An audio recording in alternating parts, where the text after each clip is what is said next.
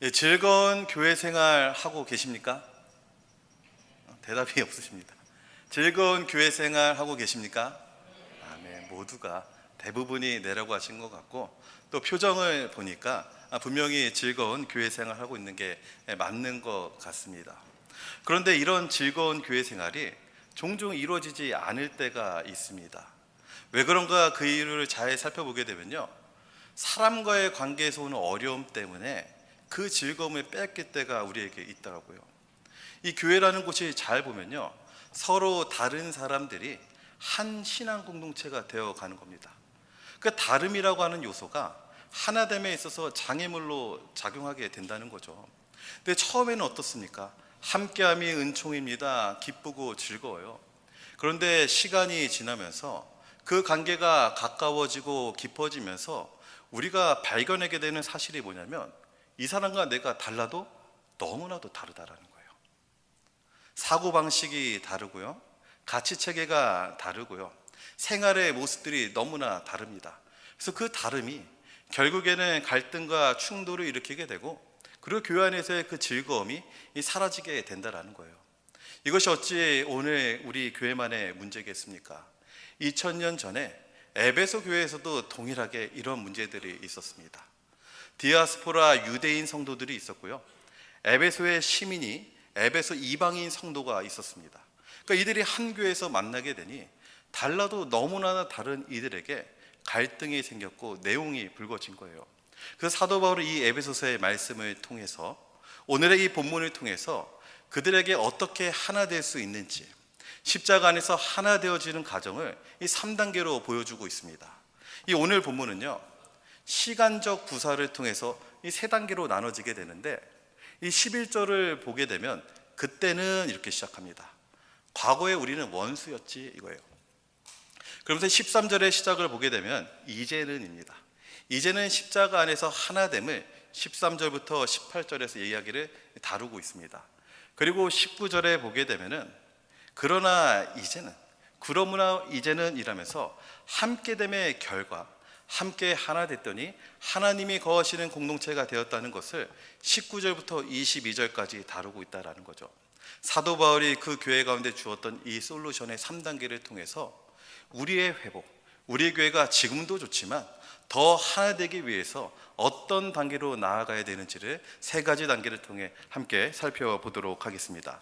첫 번째 단계는 다름에서 멀어진 우리들이라는 거예요. 이 11절과 12절인데, 이 11절을 보게 되면요, 그러므로 생각하라, 이렇게 시작하고 있어요. 그러니까 사도 바울은 이 에베소 교회 안에서도 이방인 성도들에게 직접적으로 이야기하는 겁니다. 그때를 생각하라는 건데 언제입니까? 과거에 너네들이 예수 그리스도를 믿어 이 교회 안에 들어오기 이전에 너희를 생각하라는 거예요. 그럼 그때 그들은 어떤 모습이었습니까? 에베소서 2장 1절을 보게 되면요, 죄와 허물로 죽었다, 죄와 허물로 죽었던 그들이다 라고 이렇게 이야기를 하고 있어요. 그러면 이들, 죄와 허물로 죽었던 이들의 삶의 모습이 어땠을까? 이 에베소 도시는요, 아시아에 있어서, 그리고 로마의 거대 도시 중에 한 도시였습니다. 그리고 아르테미스 여신을 섬기는 신전이 있었는데 세계 7대 불가사의라 그래요. 축구장 2개의 규격의 사이즈의 신전이 있었어요. 그러니까 아르테미스 여신을 섬기기 위해서 로마 전역의 순례자들이 모여들었고, 무역인들과 상인들이 모여서 우상 숭배를 하던 곳이 에베소입니다. 그러니 우상 숭배의 중심지였고 무역과 상업의 중심지였어요. 뿐만 아니라요, 2만 5천 명이 동시에 수용할 수 있는 거대 원형 경기장이 있었습니다. 그리고 로마식 대리석 거리가 있었고, 공중 목욕탕이 있었고, 공중 화장실이 있었고, 분수가 있었고, 도서관이 있었어요. 그러니까 부족함이 없고 화려하고 세련된 도시가 에베소 도시였습니다. 그래서 로마의 상류층이나 귀족들이 많이 모여 살았고 모두가 살고 싶은 도시가 에베소 도시였대요. 그런데 하나님은 그런 그들을 죽었다라고 표현합니다. 아무리 남들이 부러워하는 그 삶을 살지라도, 아르테미스 여신의 풍요와 다산을 상징하는 풍족한 삶을 살지라도 하나님과 관계 없는 자들에게 하나님께서는 죽었다라고 표현하는 거예요. 그러니 이 에베소 도시의 이 세속함이 충분하게 물들었던 에베소 성도들이, 이방인들이 이 교회에 들어오게 된 겁니다. 에베소 교회에 들어오게 되니 누굴 만나게 됩니까?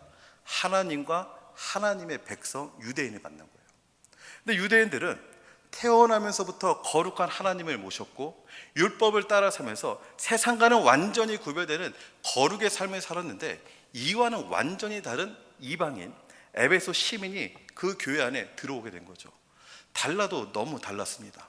그러니까 너무나도 달랐던 이방인 성도에게 에베소 교회 유대인 성도들이 무엇이라고 표현하는지가 이 11절과 12절에 나와 있는데, 11절을 보게 되면요, 육체로는 뭐랍니까? 이방인이래요.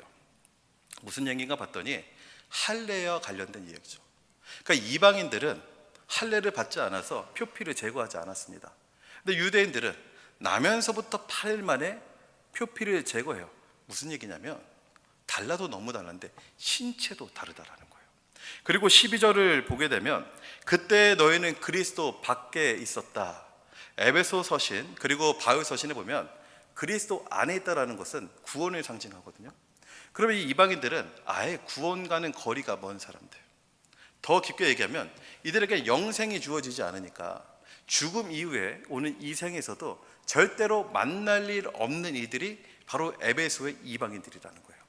그리고 이스라엘 나라 밖의 사람이다라는 것은 사는 곳이 지형적으로 너무나도 멀고, 이스라엘에 살았던 이들은 이스라엘의 문화와 생활의 방식을 따르는데 에베소는 완전히 자기들만의 삶의 방식을 따라간다라는 것이죠.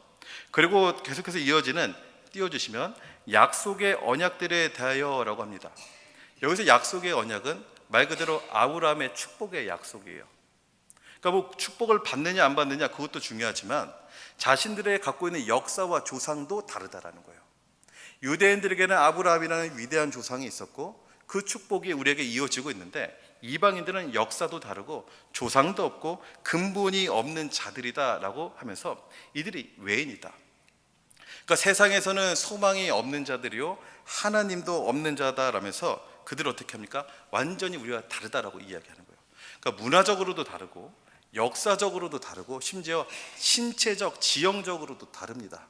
근데 죽어서도 가는 곳이 완전히 다른 이들인데, 이들이 단순히 다른 것뿐만이 아니었어요. 유대 역사가 요세푸스가 쓴 글에 따르면요, 이방인 산모가 출산을 앞두고 있을 때 유대인들은 절대로 도와주지 않는데요. 왜냐하면 이방인이라고 하는 증오의 대상 한 아이가 이 땅에 태어나는데 쓰임받는 것조차로 원하지 않았다라는 거죠. 또 예루살렘 성전에 가게 되면 제사장의 뜰이 있습니다. 그리고 동쪽으로 가게 되면 이스라엘 나라의 뜰이 있어요. 또 동쪽으로 가면 여인의 뜰이 있습니다. 그리고 여인의 뜰에서 또 동쪽으로 가면 5계단을 내려갔을 때 담이 하나 서 있고요, 거기서 또 15계단을 내려가게 되면 또 담이 하나 서 있습니다. 그리고서 이방인의 뜰이 나오는 거예요. 그러니까 이방인은 여기까지만 접근할 수 있는데 그 담에 뭐라고 써 있냐면 이 담을 넘는 이방인들은 생명을 유지할 수 없다라는 저주의 메시지가 쓰여져 있습니다. 그 당시 이 유대교도요, 전도를 했대요. 그리고 이방인들도 여러 신들 중에 하나님이라는 신을 굉장히 거룩하고 매력적인 신으로 봐서 그들을 섬겼는데, 아무리 성전에 오더라도 이 두 담을 넘어갈 수가 없는 게 이방인이었습니다. 그러니까 서로 다른데 유대인이 증오하죠. 정말 증오하는 이 이방인이 굳이 유대인을 좋아할 이유가 없습니다. 지금 무슨 얘기냐면 너무나도 다르고, 그리고 서로의 관계가 원수지간인 이 두 사람이, 두 민족이 교회에서 만나게 되었다는 거예요. 그러면 이 둘이 어떻게 하나님 안에서 하나 되어지는지가 우리의 회복 2단계, 십자가로 하나 되는 우리입니다. 13절에서부터 18절인데 이들이 어떻게 하나 되는지를 간단히 살펴보면요, 13절에 이방인과 유대인이 그리스도의 피로 어떻게 됩니까? 가까워져요. 그리고 14절을 보게 되면 둘 사이에 막힌 담이 있는데 예수님의 찢어지시는 자기 육체로 그 담을 허물어 버려요. 그럼 이 담이 무엇을 의미하겠습니까? 그러니까 이방인의 뜻과 여인의 뜻 사이에 있는 막힌 두 담을 예수 그리스도의 찢어지시는 육체로 허물었다, 이 표현이겠죠. 그렇다면 실제로 눈에 보이는 이미지 언어로서 그 담을 허물었다면 실제로 이들의 삶 가운데에서 유대인과 이방인의 이 담과 같이 나누는 게 무엇이었냐? 그것은 바로 15절의 율법이라는 거예요. 율법. 율법은 무엇입니까? 하나님께서 하나님의 백성들에게 삶의 지침으로 주시는 거예요. 이스라엘 백성들은 내가 하나님의 백성으로서 받은 율법대로 살아감을 통해서 율법을 받았고 살아남을 통해 내가 하나님 백성의 정체성을 얻게 됩니다. 근데 이방인은 어떻습니까? 율법도 못 받았어요. 그리고 율법을 따라 살 수도 없고 따라 살려고도 안 합니다. 그래서 이 율법이 있는 이상 하나님의 백성인 유대인과 이방인은 하나 될 수 없는데 율법의 모든 요구를 예수 그리스도께서 십자가에서 다 성취하셔서 율법을 폐하였다라고 표현하고 있습니다. 그러니까 14절과 15절에 뭐냐면 이방인과 유대인 사이에 막혀있던 담, 그리고 그 담으로서 작용했던 율법을 예수님의 찢어지시는 자기 육체로 허물어 버렸다, 이렇게 표현하고 있습니다. 그렇게 허물었을 때 이들이 무엇이 됩니까? 15절의 하반절을 보면 한 세 사람이 됐대요. 이게 잘 보셔야 되는 게 이방인의 좋은 점 50%, 유대인의 좋은 점 50%가 합쳐져서 50대 50에 더 나은 게 아니라요, 그리스도 안에서 이방인과 유대인의 요소는 사라지고 완전히 한 세 사람이 되었다라는 겁니다. 또 16절을 보게 되면요, 한 세 사람이 되었는데 이제는 조금 더 가까워졌어요. 서로에게 원수된 것을 허물어 버리시는데, 소멸하여 주시는데 무엇입니까? 십자가가 둘의 관계에 막힌 것을 완전히 허물고 이제는 한 몸이 됩니다. 가까워졌습니다. 하나의 세 사람이 되었습니다. 그리고 이제는 완전히 한 몸이 되었습니다. 그리고 18절에서 뭐라고 표현하냐면 이 한 몸이 한 성령 안에 있을 때 그리고 하나님께 나아감을 얻게 되었다 표현하고 있죠. 사랑하는 갈보리 사랑교회 성도 여러분, 유대인과 이방인이 어떻게 하나 될 수 있었습니까? 국적도 다르고요, 역사도 달라요. 전통과 그들이 붙들고 있는 것, 심지어 죽어서도 전혀 만날 리 없는 이들이 하나 될 수 있었던 이유는 눈에 보이는 그 무엇이 아니라 그리스도의 피요, 그리스도의 찢어지시는 자기 육체요, 십자가요, 한 성령 안에 있었기 때문에 이들이 하나 될 수 있었다라는 것이죠. 저희 어머니께서 저에게 항상 하시는 말이 너는 나랑 너무 다르다. 어디서 저런 게 나왔나 이야기합니다. 너무 다르니까. 그럼에도 불구하고 저는 어머니와 연락 잘 합니다. 왜 그렇습니까? 다름이 아니라 어머니와 나에게 있는 핏줄이라는 게 있는 거예요. 핏줄이. 이것이 우리에게 주는 메시지가 무엇이냐면 오늘 이 3부 예배 전에 EM의 많은 성도님들이 오늘 2부 예배를 드렸습니다. 근데 EM 성도들은요, 우리랑 언어도 달라요. 심지어 먹는 것도 다르고 생각하는 것도 좀 다른 것 같아요. 그럼에도 불구하고 우리가 한 교회 안에서 갈보리 사랑교회가 될 수 있는 이유는 무엇이냐면 언어와 문화와 먹는 것이 같아서가 아니라 그리스도의 피요, 그리스도의 찢어지시는 자기의 육체요, 그리고 십자가요, 한 성령이라는 하나님의 은혜를 우리가 입은 자이기 때문이라는 거예요. 이것이 오늘날 교회가 소망이 되는 유일한 이유다라는 거예요.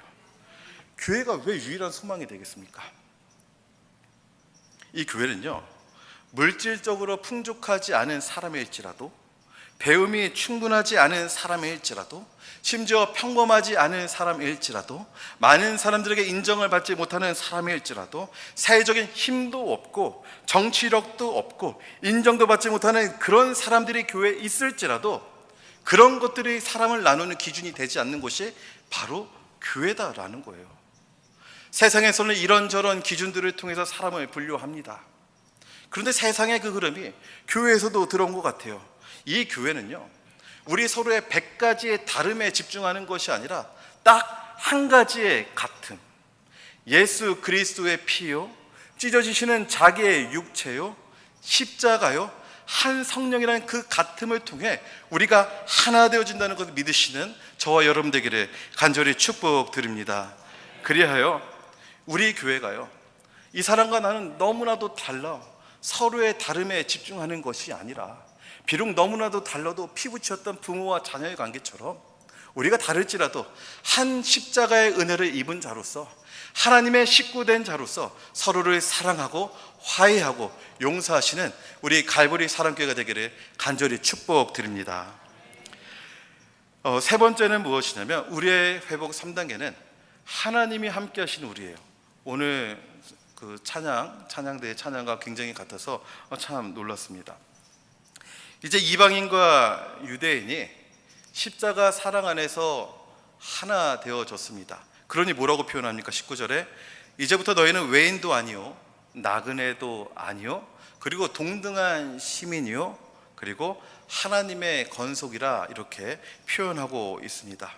그리고 19절을 넘어 20절과 21절과 22절의 말씀을 띄워주시면은, 그러니까 너희들은 사도들과 선지자들의 터 위에 지어졌다고 했을 때, 사도는 신약시대의 제자들을 얘기하고 선지자는 구약의 선지자를 얘기하는 것이 아니라 둘 다 신약시대예요. 신약시대 예수 그리스도의 복음을 전한 자들, 그것을 사도와 선지자로 표현했는데, 복음을 전해서 교회를 세운 그들의 헌신과 수고 가운데 교회가 터를 삼아 세워졌다는 거예요. 근데 그들의 헌신과 수고는 무엇이었습니까? 바로 예수 그리스도의 십자가 복음 중심이었다라는 겁니다. 그래서 예수 그리스도가 모퉁이 돌이 되어서 그들의 헌신과 수고의 복음의 전도가 터가 되어져서 무엇합니까? 성도들이, 이방인과 유대인들이 하나 되어져서 지어집니다. 건물들이 독립되는 것이 아니라 서로 연결되어져서 하나로 지어진다라는 거예요. 그랬더니 그 안에 하나님이 거하시는데 어떻게 거하십니까? 성령을 통해서 그 안에 거하신다라는 겁니다. 신약에도 성전이 나오고요, 구약에도 성전이 나옵니다. 구약의 성전과 신약의 성전이 약간은 달라요. 구약의 성전은 하나님의 백성들이 하나님께 나아가 예배하고 영광 올리는 만남의 장소가 그 성전이었다고 한다면, 신약의 성전은요, 만남 이전에 먼저 저와 여러분이, 너무나도 달라 보이는 저와 여러분이 예수 그리스도 안에서 함께 지어져야, 함께 이어져 예수 안에 지어져 가야 그때 하나님이 거하신다라고 표현하고 있습니다. 즉 오늘의 메시지의 가장 중요한 것은 무엇이냐면, 화해가 예배보다 먼저 된다는 거예요. 화해가 예배보다 먼저 되어야 된다는 겁니다. 13절부터 18절의 내용을 보면요, 그리스도의 피로 하나 됐습니다. 찢어지는 육체로 막힌 담이 허물어졌습니다. 그리고 한 새 사람이 되었어요. 그리고 십자가를 통해 한 몸이 되었고 성령 안에 거하게 됐을 때 이제서야 하나님께 나아가는 존재가 됐다고 하지 않습니까? 오늘 본문도 19절부터 22절의 내용도 우리가 지어지고 하나님이 임하신다라는 거죠. 그럼 우리에게 정말 중요한 것은 무엇이냐면, 우리가 예배를 드리기 위해 매주의 예배를 기다립니다. 준비합니다. 찬양팀도 있고요, 찬양대도 있고요, 말씀을 전하는 저도 이 예배를 위해 준비합니다. 근데 10이라는 에너지를 만약에 예배 준비와 예배 참여에 우리가 쓴다면, 그 10만큼이나 중요한 게 무엇이냐면, 우리 갈보리 사랑교회가 먼저는 화해하고 하나 되어야 된다는 거예요. 근데 이렇게 하나 되기 힘든 것이 무엇이냐면, 너무나도 다 다르니까. 그런데 오늘의 말씀을 통해 우리에게 주시는 말씀이 무엇이냐면, 이 공동체가, 우리가 서로의 다름에 집중하는 것이 아니라 하나님께서 우리에게 구원해 주셨고 하나 되게 하셨던 그 같음, 그리스도의 피, 예수님의 찢어지는 자기의 육체, 십자가, 그리고 한 성령을 바라보심으로 우리가 하나 되었을 때 그 안에 거하시는 하나님의 임재를 경험하시고 하나님께 영광의 예배를 올려드리는 저와 여러분이 되기를 간절히 축복드립니다. 네, 말씀을 정리하겠습니다. 예전에 제가 전임 사역을 처음 시작하면서 전도사였는데, 한 목사님께서 저에게 물으셨습니다. 전도사님, 세상의 사역이 힘듭니까? 아니, 세상에서의 회사 일이 힘듭니까? 교회 사역이 힘듭니까? 제 대답은 이랬습니다. 세상 일도 너무 힘들고요, 교회도 너무 힘듭니다. 그런데 세상에서 너무 힘들 때는 그만큼의 보상이 있었어요. 그런데 교회에서 힘든 이 사역에는 그만큼의 보상이 없습니다. 먹고 싶은 것을 마음대로 먹을 수도 없었고, 입고 싶은 것을 마음대로 입을 수도 없었고, 하고 싶은 것도 할 수 없을 때가 너무나도 많았습니다. 그런데요, 교회에는 은혜가 있습니다. 제가 이렇게 대답했어요. 어떤 은혜이겠습니까? 하루하루를 사역에 지치고 치이고 그렇게 살아가다가도 기도의 자리로 예배의 자리에 나아가면 하나님이 부어주시는 예배의 감격이 있었고요, 너무 지쳐서 일어날 힘도 없은 처절한 외로움에 있을 때에도 기도할 때에 나에게 눈물로 응답해 주시는 하나님의 은혜가 교회 안에는 있었다라는 것입니다. 사랑하는 갈보리 사랑교회 성도 여러분, 이 은혜가 우리 모두에게 있지 않았습니까?